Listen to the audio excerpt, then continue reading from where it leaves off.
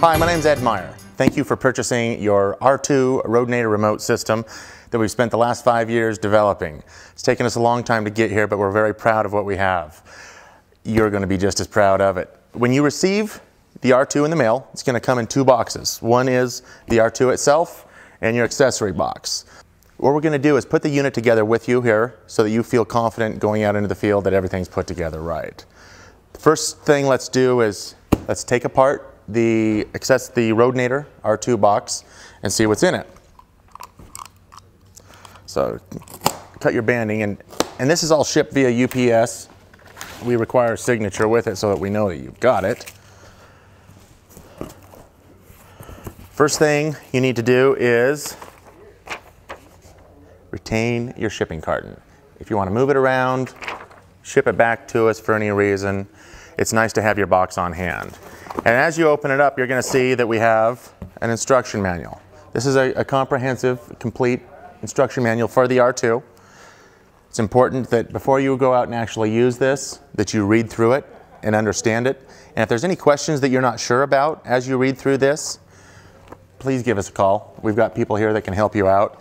Make sure that you go to the back of it, fill out the warranty registration form, and either fax it in or mail it in to us. All right, when you unpack the box, the longer Rodenator box, this is what's going to be in the box. You've got your R2, you've got your 4-button wireless key fob, you've got your antenna, you've got your charging system, your flexible gas injection hose, gopher shovel, instructional DVD, instruction manual, brochure, bumper sticker, and the attachment for the end for the gopher holes. Okay, so to put this all together and get it working right, let's start with the actual remote itself. On the back of the remote, these are your quick connects that your hoses will screw onto. We'll get to that in a second. But your antenna, when you power it up, hold down for a couple seconds until you see that flash. You'll notice that both lights are flashing back and forth like that. That means that the antenna is not plugged in. So to plug your antenna in, just take this and push it into place, gently push it in, and then there's a nut that you'll twist over. This right here, there's a piece of Velcro on here. This Velcro goes around your hoses that you'll connect to the quick connects, and we'll do that in a minute. Okay, this is the charging unit. It's important that before you go out and use this, there is a little bit of power in it, but before you go out and use it, put a complete charge on it. So plug it in, and it goes in right here. You'll plug it in, just let it go all night long. We've had really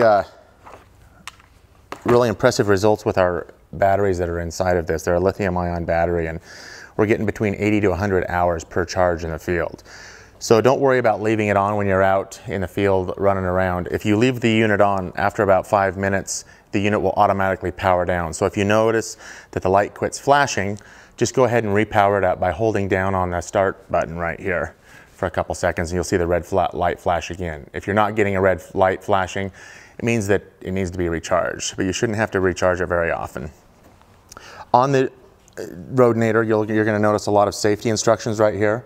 It's important to read those, and this will also tell you how to set your regulators with the right gas mix. So once the mix is set, you leave the gas set to those mixtures all day long, but it's important to, throughout the day, take a look at those gas mixes and make sure that they haven't been adjusted and moved. This is the key fob that operates the whole working process. This is going to allow you to stand away from the unit without getting dirt blown on you and have the fatigue of actually holding it and being in the blast zone all day long.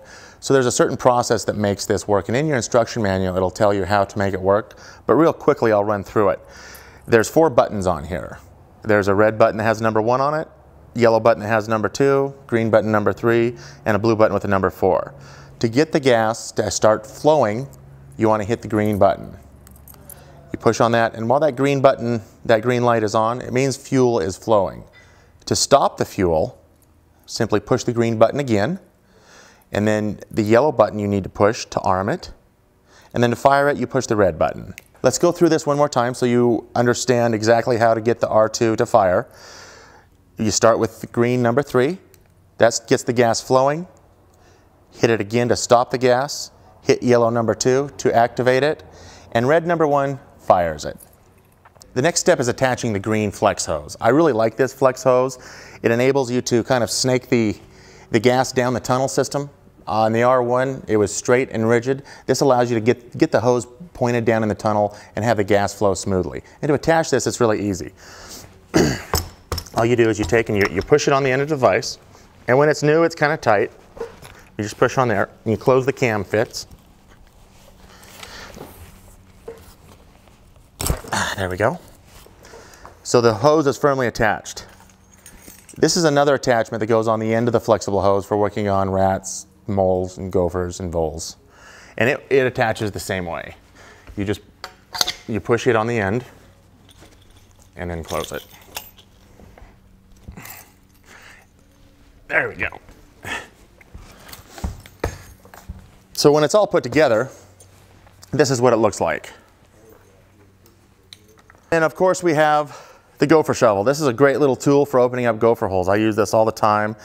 And it's about the same width as a gopher tunnel so that you can feel that soft plug of dirt against the hard tunnel wall.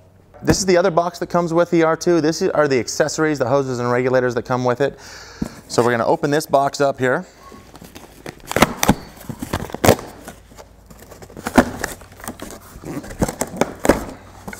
And inside there's a lot of packing peanuts and stuff.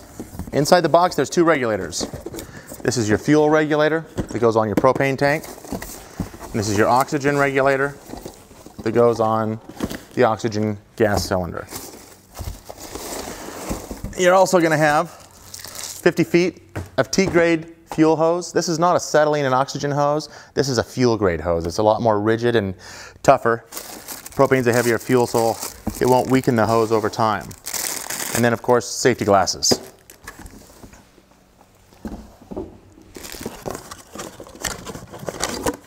This is your fuel regulator. This goes onto the propane tank right here. Threads on counterclockwise.